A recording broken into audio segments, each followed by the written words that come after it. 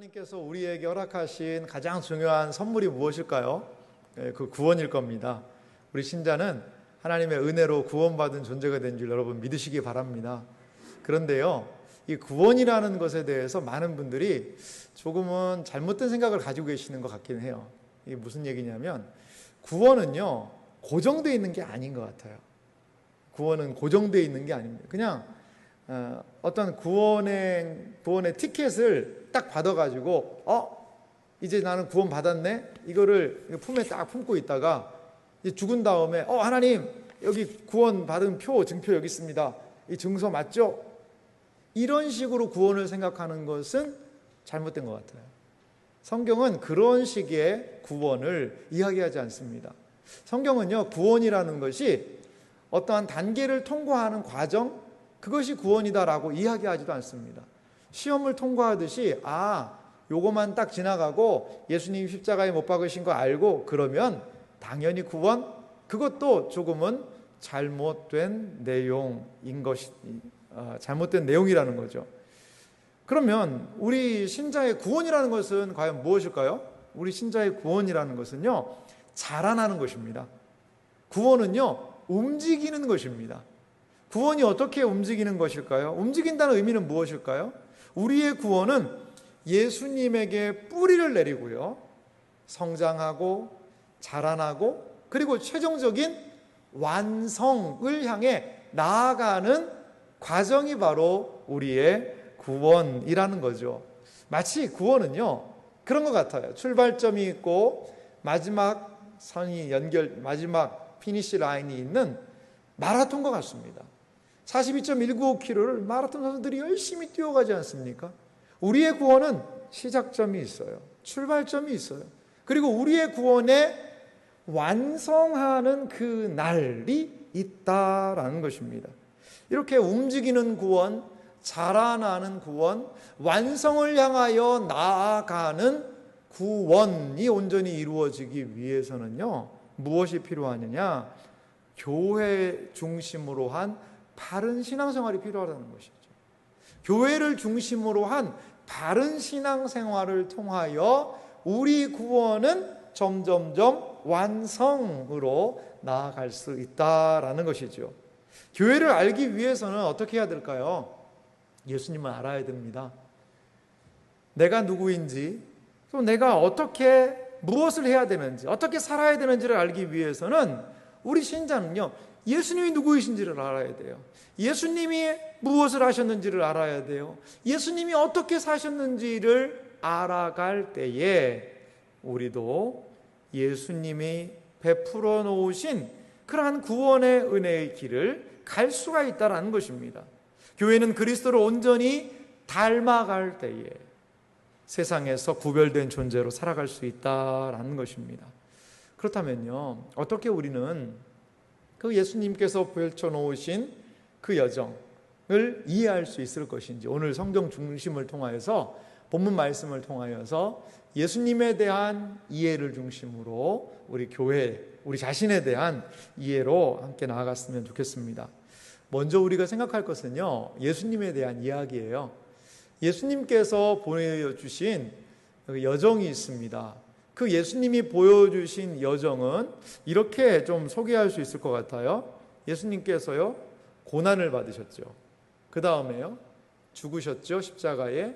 그 다음에는 부활하시고 승천하셨어요. 그리고 하나님 보좌 우편에 앉아 계셨다라는 것이죠. 이것이 바로 그리스도의 이 세상에서의 여정이라는 거죠.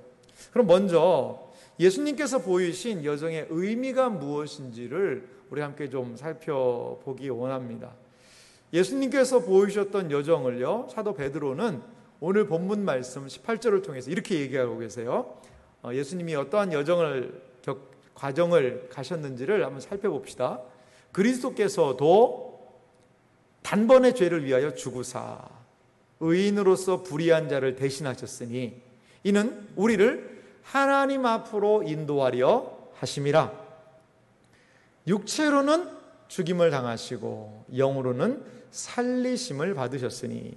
오늘 성경에 예수님께서 단번에 우리 죄를 위해서 죽으셨다. 그래서 육체로는 죽임을 당했다.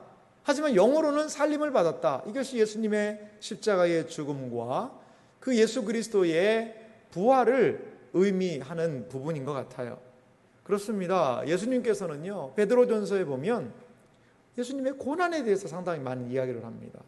그리고 예수님이 십자가의 죽으심, 그리고 또한 예수님이 거기에 죽음의 권세에 머물러 있는 것만이 아니라 부활하심에 대하여 명백하게 말씀하고 있다라는 거죠.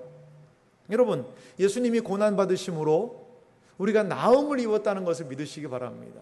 그가 채찍에 맞음으로 우리는 나음을 입었도다.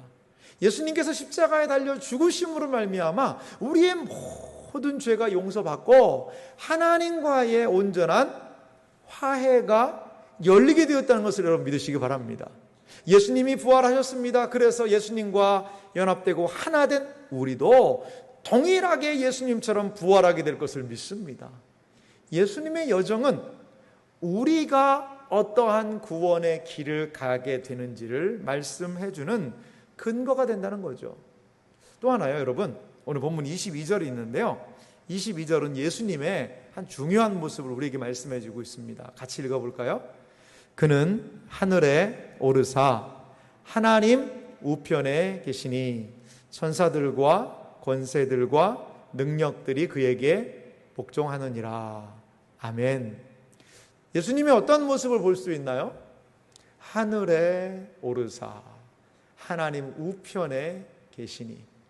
예수님께서는 제자들이 보는 데서 승천해서 올라가셔서 부활하신 이후에 하나님 보좌 우편에 앉으셨다는 겁니다. 그 자리는 권세의 자리요, 영광의 자리요, 그리고 능력과 통치의 자리이자 또한 그 모든 만물을 다스리는 자리가 하나님 우편이라는 의미입니다. 그렇습니다.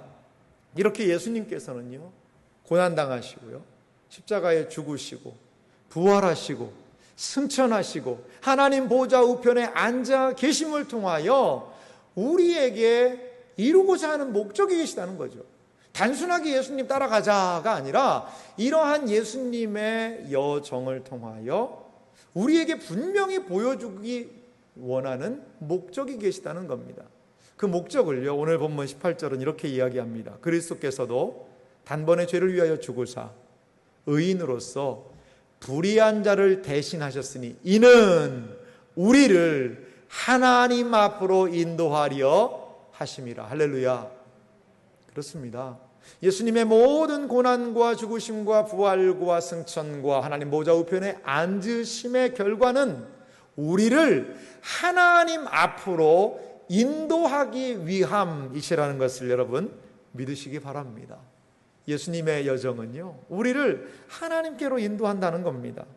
그리고 두 번째 우리가 살펴볼 것이 있는데요, 예수님의 여정을 살펴보면서 예수님의 구원이요, 모든 영역에 선포됐다는 것을 우리는 생각해 볼 수 있습니다. 베드로전서 3장 19절은요, 신약 성경 중에 가장 난해한 성경 구절 중에 하나예요. 이 말씀은 이렇게 시작이 됩니다. 그가 또한 영으로 가서 옥에 있는 영들에게 선포하시니라. 그는 예수님 같아요. 예수님이신데 영으로 가서 옥에 있는 영들에게 선포하셨다. 이 말씀에 대해서요, 어떤 사람들은 이렇게 해설을 합니다. 옥은 뭐냐? 옥은 뭐냐? 감옥이라는 거죠. 감옥인데 거기는 지옥이라는 거죠. 지옥. 예수님이 지옥에 가서 믿지 않는 사람들을 전도하셨다.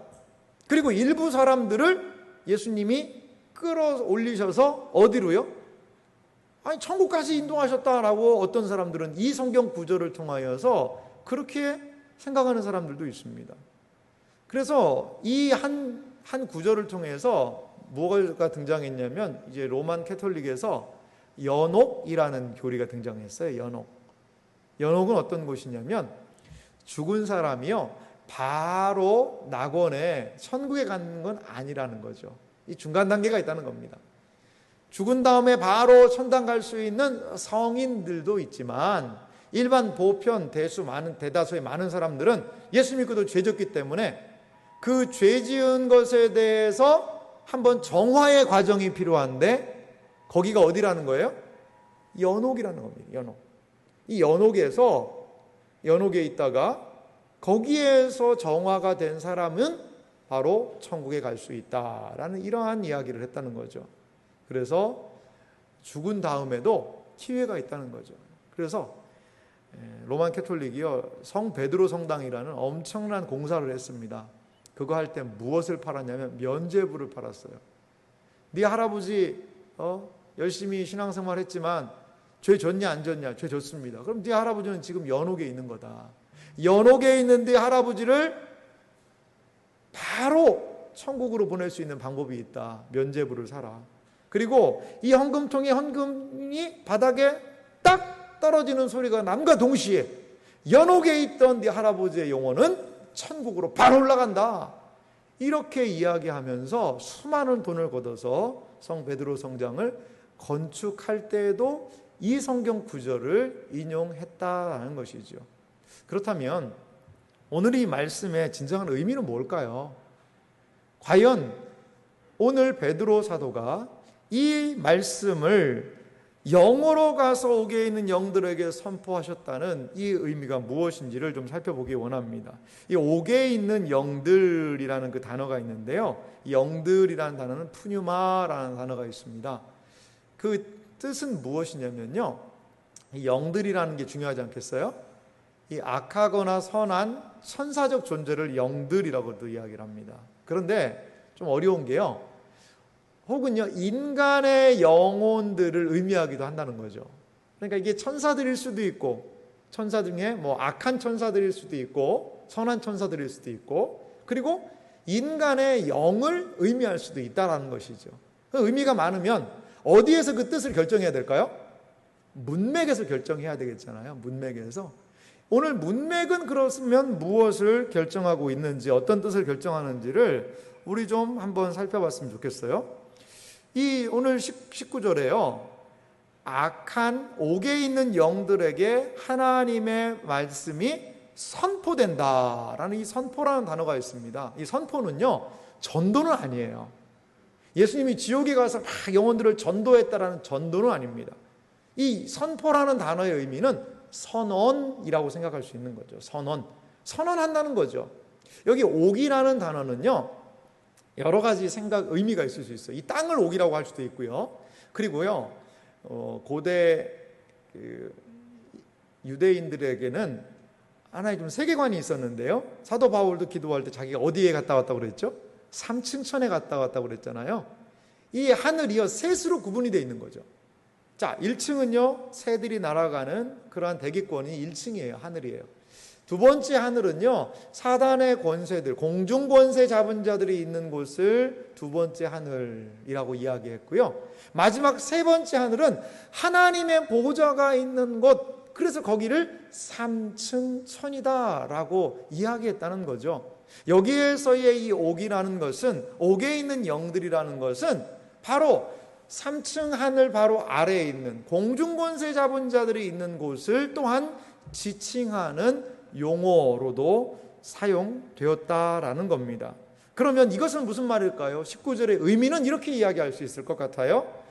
악한 영적인 존재들에게까지도 예수 그리스도의 구원의 소식이 선포됐다는 겁니다. 그들을 전도했다는 의미가 아니라 그들에게까지, 그 악한 존재들에게까지도 알려지게 되었다라는 선언으로도 우리는 생각할 수 있습니다. 자, 베드로전서 3장 22절을 다시 한번 보면은요, 거기에 이런 존재들이 있습니다. 그는 하늘에 오르사 하나님 우편에 계시니 천사들과 권세들과 능력들이 그에게 복종하니라. 여기 천사들, 권세들, 능력들이 있는데, 능력과 권세와 능력은 어떤 사람을 의미하는 것 같지는 않아요. 이것은요, 어떠한 땅과 땅에 있는 권세를 잡은 사람들을 의미하는 것이 아니라 영적인 존재들을 의미하는 단어가 바로 천사들, 권세들, 능력들이에요.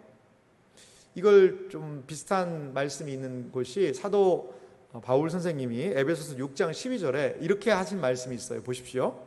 우리의 씨름은 우리 신자들의 영적인 씨름을 얘기하죠. 신앙에서의 분투. 혈과 육을 상대하는 것이 아니요. 혈, 피가 있고 육체가 있는 그러한 사람을 싸우는 게 아니라는 거죠. 여러분, 우리에게 어떠한 이야기를 하고 하는 사람들 그 사람만 미워하면 안 된다는 거죠. 그럼 뭐냐? 이 사도 바울 선생님이 이야기하고 있는 영적 전쟁과 싸움의 실체를 이렇게 이야기합니다.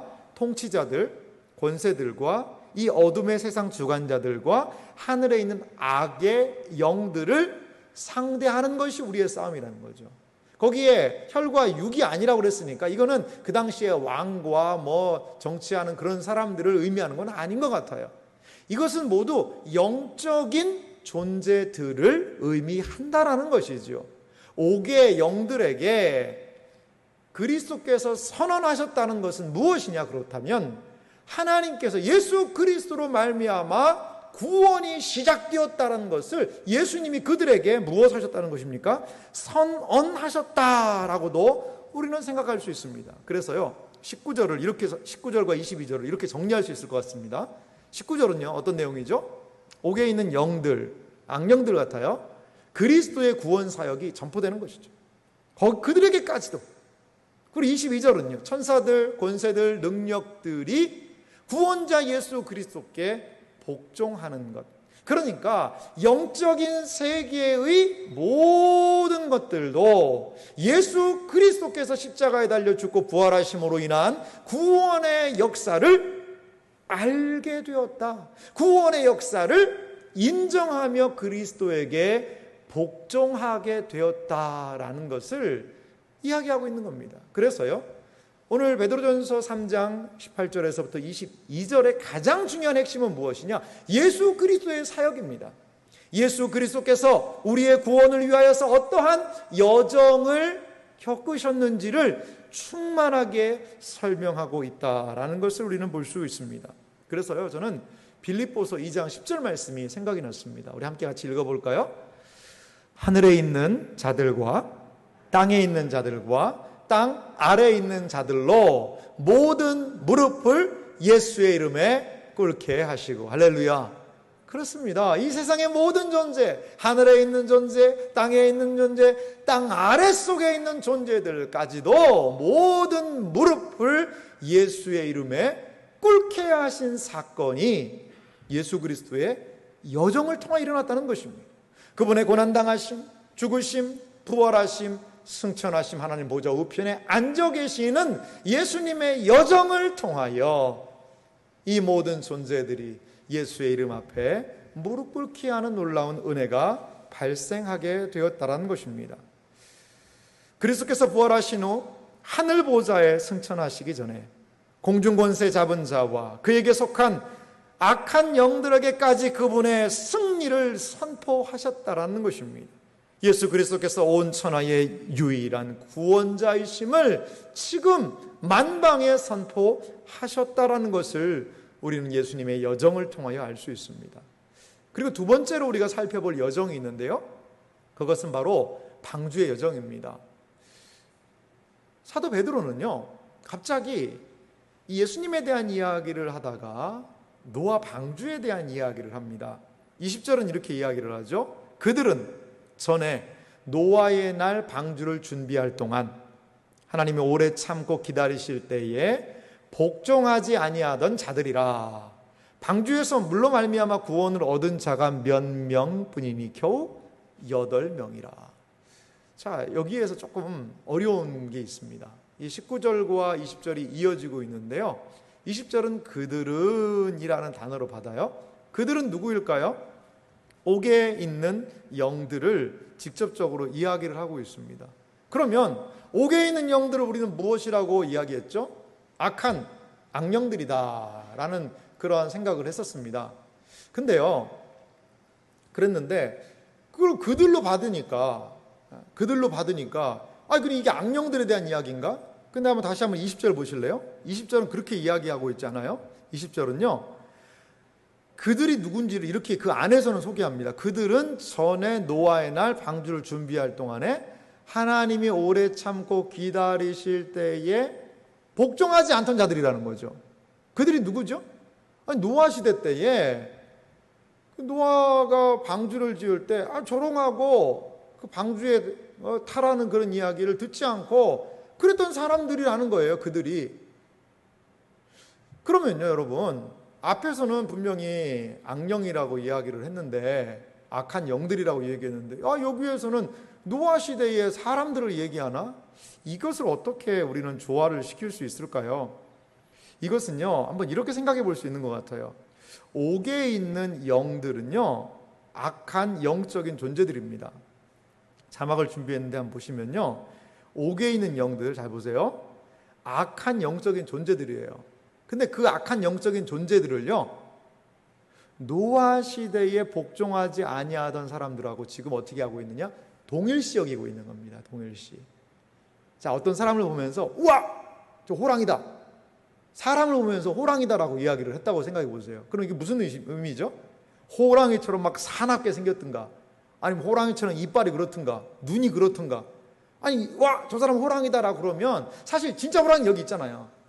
근데 그 사람이 진짜 호랑이는 아니지 않습니까? 근데 호랑이의 그러한 모습을, 호랑이의 성질을 닮았기 때문에 호랑이라고 그 사람한테 이야기를 하지 않습니까? 그러니까 여기에서 이야기하는 것은 그들이 누구냐? 그들은 노아 시대에 불순종한 사람들이라는 겁니다.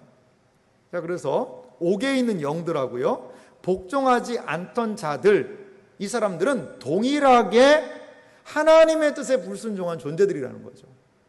하나님의 뜻에 불순종한 존재들이라는 거예요. 옥에 있는 영들은 하나님을 대항하는 사탄 마귀의 졸개들일 수 있습니다. 하지만 그런데요, 노아 시대의 사람들도 꼭 그렇게 하나님의 뜻에 불순종했다는 거죠. 불순종하도록 사탄과 우리의 원수는 우리를 부추긴다는 겁니다. 사도 바울 선생님은 그것을 우리의 영적 싸움의 실체라고 이야기를 했어요. 이걸 알 수 있는 게요, 여러분 보세요. 창세기에 보면 선악과를 우리 인류의 조상이 따먹지 않습니까? 그게 누가 선악과를 따먹겠죠? 뱀이죠, 뱀. 그런데요, 그게 뱀입니까? 뱀이죠. 뱀이긴 뱀이죠. 근데 그 뱀을, 창세기 3장의 그 뱀을 요한계시록 12장 9절은 뭐라고 얘기했냐면 옛뱀이라고 해요. 옛뱀. 옛날 그 뱀, 곧 마귀라고도 하고 사탄이라고도 하는 그 존재라고 이야기하거든요. 그러니까 창세기 3장에 우리의 인류의 조상을 범죄하게 한 것도 마귀예요. 그리고 예수님께서 공생의 일을 시작하기 전에 광야에서 시험을 받으시잖아요. 그때 시험한 것도 누구예요? 마귀라는 거죠. 배우는 똑같은 거예요. 노아 시대에 수많은 사람들이 하나님의 뜻을 거부했어요. 그리고 불순종의 결과로 다 죽었습니다. 그러한 시대의 사람들의 불순종의 근원에는 악의 영들이 존재했다라고 오늘 베드로가 이야기를 하고 있는 것입니다. 노아는요, 사악한 세상 가운데 살았던 사람이에요. 그는요, 세상의 멸망을 알았습니다. 하지만 담대히 하나님의 뜻을 증거하였습니다. 노아는 식구들을 포함해서 8명이 물은 세상을 심판하는 상징이었거든요. 물로부터 구원함을 받게 되었다라는 것입니다. 노아 시대의 물, 하나님이 심판의 도구였습니다. 그 심판으로부터, 죽음으로부터 그 8사람들은 구원함을 받았다라는 것입니다. 베드로후서 2장 5절에 보니까요, 이 노아를 이렇게 이야기를 합니다. 옛 세상을 용서하지 아니하시고 오직 의를 전파하는 노아와 그 7 식구를 보존하시고 경건하지 아니한 자들의 세상에 홍수를 내리셨으며. 여러분, 왜 사도 베드로는 이 노아의 이야기를 하는 것일까요? 베드로가 살아가고 있는 그 세상이 꼭 노아 시대 같다는 거예요. 노아 시대 같이 불순종하고 하나님의 뜻을 거스리고 거역하는 대다수의 사람들이 있고, 오히려 그리스도인들은 매우 소수라는 거죠.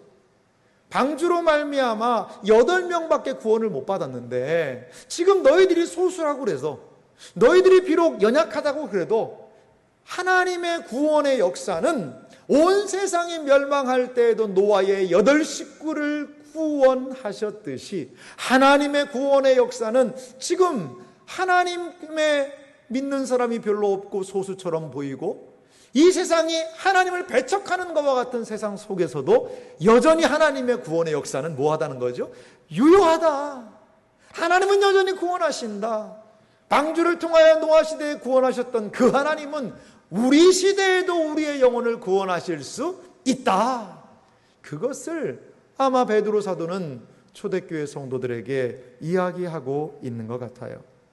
예수님께서도요, 그 예수님께서 노아의 시대를 이렇게 평가하신 적이 있습니다. 누가복음 17장 26절과 7절인데요. 예수님이 이렇게 말씀하셨어요. 노아의 때에 된 것과 같이 인자의 때에도 그러하리라. 예수님은 노아의 때와 인자의 때를 동일하다라고 이야기를 합니다. 인자의 때는 예수님의 복음이 증거되는 그 시기요, 복음의 확장이 일어나고 있는 그 시대입니다. 노아의 때에 된 것은 무엇일까요? 27절은 말합니다. 노아가 방주에 들어가던 날까지 사람들이 먹고 마시고 장가들고 시집가더니 홍수가 나서 그들을 다 멸망시켰으며, 많은 사람들이 하나님의 뜻에 관심 두지 않습니다. 자기 마음대로 살아가고 있습니다. 복음 거부하고 박해하는 일에 동참하고 있습니다. 하지만 신자는 두려워하지 말아야 합니다. 하나님께서 방주를요, 아라랏산으로 인도하셨듯이, 비록 우리 시대가 노아의 시대와 같다 하더라도 구원하시는 하나님을 믿음으로 바라보고, 우리는 그 구원하시는 하나님의 은혜 속에 구원의 역사가 이루어진다는 것을 여러분 믿으시기 바랍니다. 노아의 방주를, 노아의 식구들을 그 멸망에서 구원하여 하나님의 뜻대로 인도하셨다면, 이 시대를 살아가는, 비록 이 시대에 어려움이 있는 신자에게도 하나님께서 동일하게 역사하실 것을 기대하시기 바랍니다. 마지막으로 우리가 생각할 것이 있어요. 예수님의 여정을 생각해 보았죠. 그리고 우리는 노아의 이 방주의 여정에 대하여 생각해 보았습니다. 마지막으로 이것이 이야기하고 싶은 것이 있는데, 그것은 바로 우리 교회의 여정이라는 것입니다. 교회는 어디로 나아갑니까? 교회는요, 하나님을 향하여 나아가는 존재라는 겁니다. 그리스도께서 열어놓으신 그분의 고난과 죽음과 부활과 승천과 그리고 하나님 보좌 우편에 앉아 계심으로 인한 그리스도의 여정은 교회의 여정이 출발하도록 하였다라는 겁니다. 시작된 구원을 밝히 보여주고 있는 것, 그것이 하나 있으니 그것이 바로 세례입니다. 그래서 교회에서 베푸는 가장 중요한 세례에 대해서 베드로전서 3장 21절은 이렇게 이야기를 합니다. 물은 예수 그리스도께서 부활하심으로 말미암아 이제 너희를 구원하는 편이 곧 세례라. 이는 육체의 더러운 것을 제하여 버림이 아니요 하나님을 향한 선한 양심의 간군이라. 자, 물이요, 구원하는 표인 세례라는 것입니다. 초기에요, 세례를 받을 때의 모습은 침수례였습니다. 이 몸을 물속에 다 잠그는 그러한 세례 예식을 했습니다. 침례교에서는 그러한 방식이 지금도 유효하고 그것이 세례받는 유일한 방법이다라고 이야기를 해요. 하지만 사도행전 10장에 보면 베드로가 고넬료의 집에 가서 세례를 베푸는데, 그 집에 뭐 어떤 큰 욕조가 있어서 거기에 물에다 들어갔는지는 모르겠어요. 아마 이 세례의 방식은 약식으로도 물을 뿌려서 진행하지 않았을까 우리는 생각해 볼 수 있습니다. 방식이 중요한 것이 아니라 의미가 중요하죠. 그런데 이 세례, 침수례의 모습을 보면 꼭 이 노아 방주의 모습하고 비슷하다는 거죠. 물은 심판이라고 그랬잖아요. 물에 빠져서 사람들이 다 죽었습니다. 그런데 노아의 가족들은 그 물에서 건짐을 받아서 구원을 얻었죠. 물에다가 담그는 세례도 마찬가지예요. 세례받기 원하는 사람이 물속으로 들어갑니다. 이건 뭘 상징할까요? 죽음을 상징하는 거예요. 그 물에서 건져 올려서 다시 살게 된 것을 상징한다는 거죠. 그래서 세례의 의미는 죽음과 다시 살아남이라고 이야기할 수 있다는 겁니다. 골로새서 2장 12절에 보니까 이 두 가지를 아주 잘 이렇게 표현합니다. 너희가 세례로 그리스도와 함께 장사되고, 그러니까 그리스도와 함께 장사했다는 건 죽었다는 의미죠. 또 죽은 자 가운데서 그를 일으키신 하나님의 역사를 믿음으로 말미암아 어디에서요? 그 안에서 함께 일으키심을 받았느니라. 이 세례의 중요한 두 의미, 함께 죽고 함께 살아난다. 이것이 세례의 의미이고, 그렇기 때문에 세례는 구원의 표라고도 이야기할 수 있다라는 것입니다. 그렇습니다. 그래서 교회는 그리스도 안으로 들어온 심령들에게 세례를 베풀어서 그 세례의 의미가 무엇인지를 이야기해 준다라는 겁니다. 교회의 여정은 어디에서 시작되었습니까? 세례에서 시작한 겁니다. 예수 믿고 신자가 되어서 세례를 받음으로 교회 신앙의 여정이 시작된 것입니다. 구원은 거기에서부터 시작된 것입니다. 구원은 단순하게 어떤 구원을 얻기 위한 표 하나 받는 것이 아니라는 거예요. 어떤 문 하나 통과하는 과정이 아니라는 겁니다. 세례를 통하여 그리스도와 죽고 그리스도와 살아남을 통하여 구원의 여정이 시작된 것이 바로 우리 교회의 여정이라는 겁니다. 그렇습니다. 우리의 구원은 머물러 있는 것이 아닙니다. 하나님 앞으로 몸된 교회를 통하여 인도함을 받고 거기에서 우리의 구원의 완성을 볼 수 있게 된다는 겁니다. 그런데요, 오늘 본문에 보니 교회의 여정 안에 선한 양심을 이야기를 합니다. 교회의 여정에 있어서 반드시 필요한 것이 있는데 그것은 바로 선한 양심이라는 것입니다. 신자는요, 선한 양심을 지켜야 합니다. 이 선한 양심을 가지고 선한 행실을 통하여 이 세상과 소통하는 것이 우리 신자들임을 사도 베드로는 계속적으로 이야기하며 우리에게 선행을 요구하고 있습니다. 신자의 구원은 이렇게 이동합니다. 이동하면서 최종적인 완성을 향하여 나아가게 된다라는 겁니다. 마치 출애굽한 백성들이 홍해를 건너 가나안으로 들어가듯이 우리의 시작된 구원은 하나님 앞에 갈 때에 거기에서 완성을 이룬다는 겁니다. 많은 사람들이 이렇게 생각합니다. 예수 믿고 복 많이 받아서 이 세상에서 행복하게 잘 사는 것, 그것이 다라고 생각해요. 예수 잘 믿어서 복 많이 받고 이 세상에서 돈 많이 벌고 행복하게 사는 것이 복음과 신앙의 목표가 아닐까? 아니요, 그렇지 않습니다. 그건 부차적인 겁니다. 부차적인 겁니다. 복음은 믿는 자로 하여금 이 세상을 지나 그가 정한 목적지에 도착하게 하는 여행이라는 것입니다. 다시 말씀드릴게요.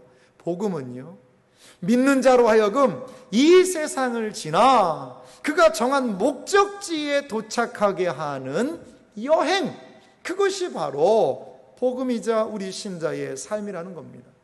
이 방주가요, 참 그래서 중요한 의미를 보여주는 것 같아요. 물은 세상을 상징하거든요. 그런데 방주는 물에 떠 있잖아요. 방주가요, 어디 닷을 내리고 정박해 있는 게 아니에요. 물에 떠 있습니다. 세상과 구별된 존재로 떠 있는다는 거죠. 우리 신자는요, 이 세상에 영원한 뿌리를 내려서 이 세상에 영원히 살 것 같은 존재로 살아가는 존재는 아니라는 겁니다. 아니라는 거예요. 저 하늘의 생명의 가치를 따라서 하나님의 뜻을 쫓아가며 선한 양심을 지켜가며 이 세상과 구별된 존재로, 마치 방주가 물 위에 떠 있듯이, 아라랏산을 향하여 하나님의 인도하심을 따라 방주가 나아갔듯이 우리 신자의 삶은 이 세상을 지나 영원한 하나님 앞으로 나아가는 인도하는 과정이 바로 교회의 과정이라는 것입니다. 그렇게 우리는 구원으로 움직여 나아가고 있다라는 것입니다. 사랑하는 성도 여러분, 우리는 어느 방향으로 지금 나아가고 있습니까?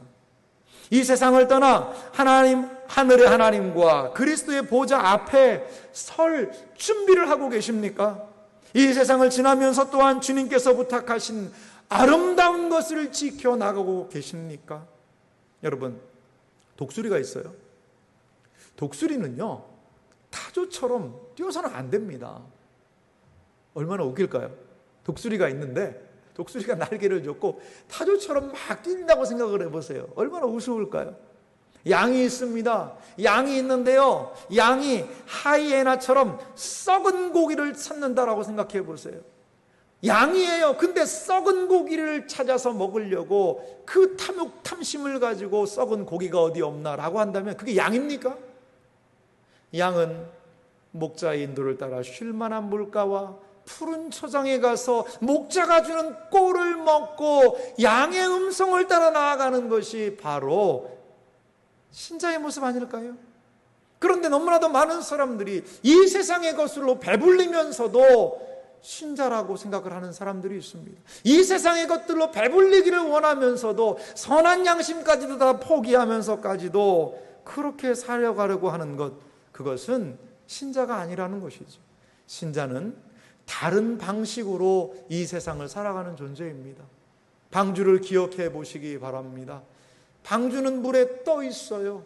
신자는 결코 이 세상에 깊이 가라앉는 존재가 아니라 이 세상과 적절한 거리를 두고 구별된 존재로 떠가는 존재라는 것을 우리는 기억하여야 할 것입니다. 그래서 믿음의 많은 사람들은 히브리서 11장 16절에 이렇게 이야기를 합니다. 우리 함께 같이 읽어볼까요? 같이 읽겠습니다. 그들이 이제는 더 나은 본향을 사모하니 곧 하늘에 있는 것이라. 이러므로 하나님이 그들의 하나님이라 일컬음 받으심을 부끄러워하지 아니하시고 그들을 위하여 한 성을 예비하셨느니라. 아멘. 사랑하는 성도 여러분, 믿음의 많은 사람들은 더 나은 본향을 사모했습니다. 더 나은 본향을 향해 나아가면서 이 세상에 있는 욕심과 욕망을 내려놓을 수 있었다라는 것입니다. 하나님께서 무엇을 더 기뻐하실지를 생각하며 나의 중심적인 가치관을 내려놓고 나의 욕망을 내려놓고 하나님의 뜻을 향하여 한 길 가는 순례자와 같이 걸어나갔던 것이 우리 믿음의 사람들이었다는 것이죠. 하나님께서는 그들을 위하여 한 성을 예비하셨습니다. 때로 우리에게 어려움과 고통이 있을 수 있습니다. 예수 믿고 잘 돼서 성공하고 건강해서 오래오래 행복하게 잘 살다가 평안하게 죽었더라. 그것도 복일 수 있어요. 하지만요, 여러분, 때로인 우리에게 있는 고난이 있다 하더라도, 질병이 있다 하더라도, 실패가 있다 하더라도, 낙심이 있다 하더라도, 절망이 있다 하더라도 포기하지 마세요. 포기하지 마세요. 그것이 있다고 나는 저주받았나 봐. 아니요, 그렇지 않습니다. 우리 예수님을 보세요. 예수님의 삶을 보세요. 예수님이 이 세상에서 떵떵거리고 좋은 음식 먹고 잘 사시다가 자연사 하셨습니까? 예수님은 세상 사람들이 볼 때 실패한 인생 아닐까요? 십자가에 달려 죽는 것을, 삶을 누가 과연 원할까요? 예수님의 제자들을 보시기 바랍니다. 사도 요한 한 명 빼놓고 다 순교했습니다. 다 목배임 당하고 순교당하고 예수님을 너무나도 사랑하고 열심히 믿었는데 순교의 삶을 감당했다라는 것이죠. 베드로는 지금 우리에게 그것을 일깨워주고 있는지도 몰라요. 예수 잘 믿으려면 고난도 있고요, 어려움도 있고요, 눈물도 있고 슬픔도 있고 좌절도 있고 낙심도 있을 수 있어요. 아니, 우리 몸이 노쇠하고 연약하고 질병에 걸려서 우리 병상에 있다 죽을 수도 있어요. 하지만 기억하시기 바랍니다. 우리 주님께서는 우리의 영혼을 하나님 아버지 앞으로 인도하신다는 것을 믿으시기 바랍니다. 이 세상이 비록 우리를 힘들게 한다 하더라도 방주를 아라랏산으로 인도하셨던 그 하나님의 인도하심은 우리의 생애와 삶 가운데서도 분명히 나타나서 우리를 아버지 하나님이 원하시고 기뻐하시는 하나님 앞으로 우리의 구원의 여정을 이끌고 인도하실 줄 믿습니다. 사랑하는 성도 여러분, 예수님을 닮아가는 것이 신자의 여정입니다. 예수님을 닮아가며 선한 양심을 지켜나가는 것이 우리가 살아야 할 길입니다. 교회가 하나님께 이르는 유일한 길은 예수 그리스도를 통한 길입니다. 그리스도께서 보여주신 모든 여정을 통해 신자는 하나님 앞으로 나아갈 수 있습니다. 비록 이 시대가 노아 시대와 같이 불순종으로 일관한다 하더라도, 악하다 할지라도 그리스도 안에 있는 참된 구원을 기억하며 믿음으로 이 여정을 끝까지 완수하는 은혜가 있으시기를 주님의 이름으로 축원합니다. 같이 기도하겠습니다.